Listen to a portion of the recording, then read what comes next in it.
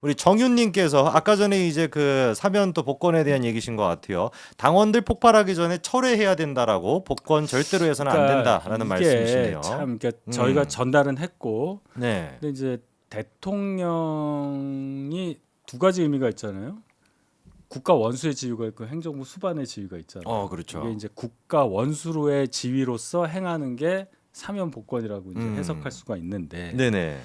윤 대통령 이전에 모든 대통령도 음, 다 이렇게 그냥 정치인이라면 죄의 경중을 따지지 않고 막 해줬어요. 그런 게 어, 많았잖아요. 아니, 그렇죠. 문재인은 물론 자기 편이잖아. 한명숙 사면복권 시켰잖아요. 음, 자기 동생한테 1억 막 수표받게 하고 했는데 자기는 어, 억울하다 막 네. 백합꽃 주고 막 이랬잖아요. 네네. 그런 거 보고 우리 다 뚜껑 열리지 않습니까? 자 음, 이제 김경수 경우도 이제 비슷한 경우라고 봐야 되는데 네. 국가 원수로서 또 안 할 수도 없는 입장이 분명히 윤 대통령한테 있는 거예요. 계속 그래 왔으니까. 네네네. 그리고 또 우리 쪽도 해야 되잖아요. 음, 그러니까 그 논리로 들어가면 그쪽 죄는 어떤데 이렇게 되는 거예요. 그래서 항상 사면 음, 복권하면 이게 음, 옳았네, 그 사람은 왜 했네, 왜 음, 이 사람은 안 했냐, 막 이러면서 항상 말이 많아요. 음, 근데 이제 김경수 이 건은 두 가지죠. 하나는 이런 범죄였다. 두 음. 번째는 복권과 동시에 이게 제일 크죠. 복권과 동시에 대선 후보 될 수 있는 사람인데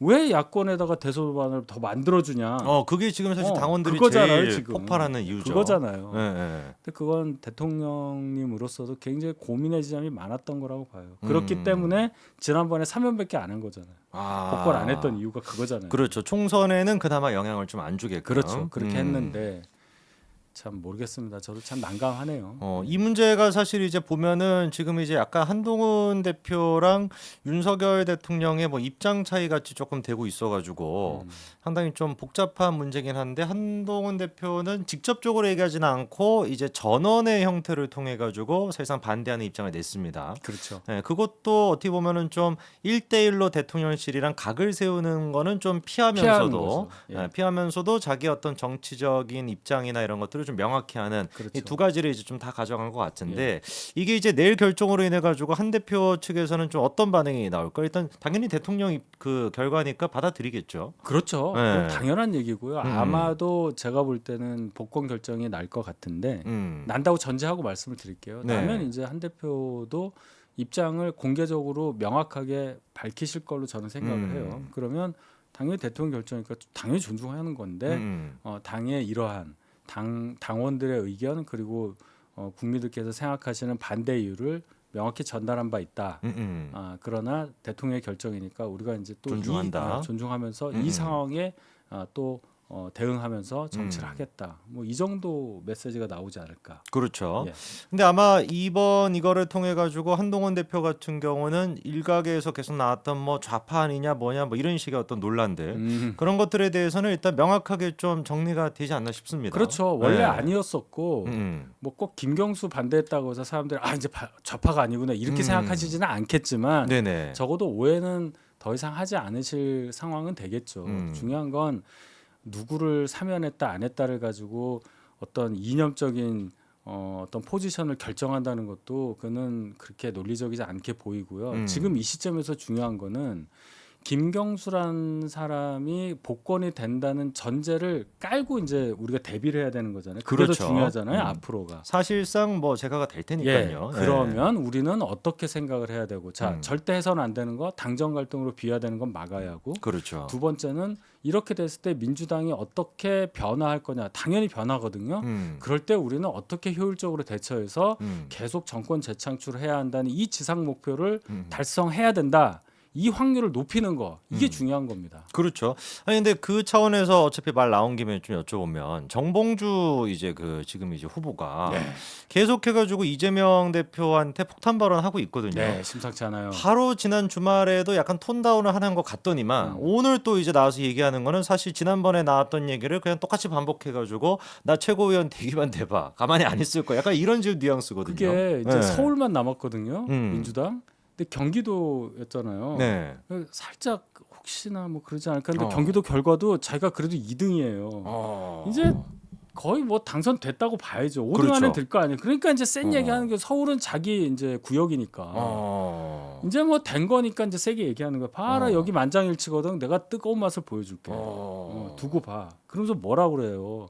이재명 파리 하는 이 당의 암덩어리를 내가 제거하겠다. 그 얘기는 거꾸로 얘기하면 이재명도 암이라는 얘기 아닙니까? 거의 유사한 얘기인데 살짝 꼬았죠. 그러니까요. 역시 봉도사예요. 살짝 피해가면서 진짜 네. 여기를 잘못 때린 것처럼 여기 아니고 여기인데 하면서 그렇죠. 이렇게 이거 심상치 않아요. 감은 역시 있긴 있습니다. 그럼요. 물론 이제 그 정몽주 같은 사람이 이제 그 원외 인사로서 이제 뭐 그래도 대한민국 최고 지금 야당의 최대 야당의 최고위원이 된다라는 게 우리로서는 너무 자존심이 상하는 일이지만 그렇지만 이게 어쨌거나 최고위원이 될 텐데 그러면 그것도 마찬가지로 제가 그 이후를 대비를 해야 되는데 그렇죠. 그런 맥락에서 봤을 때는 약간 좀 저 정도의 생캐가 있어야 이재명 같은 생캐를 맞붙을 수 있는 거 아니냐라는 그렇죠. 계산도 되잖아요. 그렇죠. 네. 그래서 이재명의 상처가 나야 되는 거예요. 그리고 그 상처가 아물지 않고 그리고 거기 맞서다가 기진맥진 에너지 다 쓰고 이걸 얘기하는 거예요. 저는. 그렇죠. 뭐 정봉주가 대선 후보 되고 김경수가 대선 후보 되고 그런 뜻이 아니고요. 그건 모르는 겁니다. 그렇죠. 지금 상황으로 봐서는 이재명 대표가 대선 후보 되는 걸로 보여요.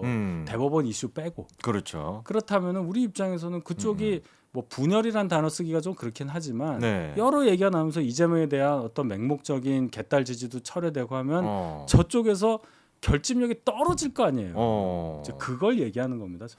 저는 좀 그 이번에 경선 그것도 보면서 정봉주의 그 이제 폭탄 발언이 나오고 네. 이재명 대통령감 아니다라는 식의. 그렇죠. 네, 결정적이죠. 그리고 난 다음에 경선에서 되게 막 뭐 엄청 욕 듣고 막 모욕 듣고 막 그냥 쫓겨날 줄 알았는데 의외로 그 현장 영상을 보니까 정봉주 응원하는 사람도 꽤 많더라고요. 있더라고요. 네. 그러니까 이런 센케가 들어가주면 지난번 민주당 지도부에는 센케가 전혀 없고 고민정 하나 들어가서 갑자기 자기는 뭐 하나만 하는 얘기하죠. 세포동의한테 반대 찍었다는 등 뭐 이러면서 이제 막 공천 받으려고 막 온갖 아약을 떨고 했잖아요. 네네네. 그래서 이재명 이제 전에 없는 캐릭터를 맞닥뜨려야 돼요. 그럼 보세요. 정봉주는요. 네네.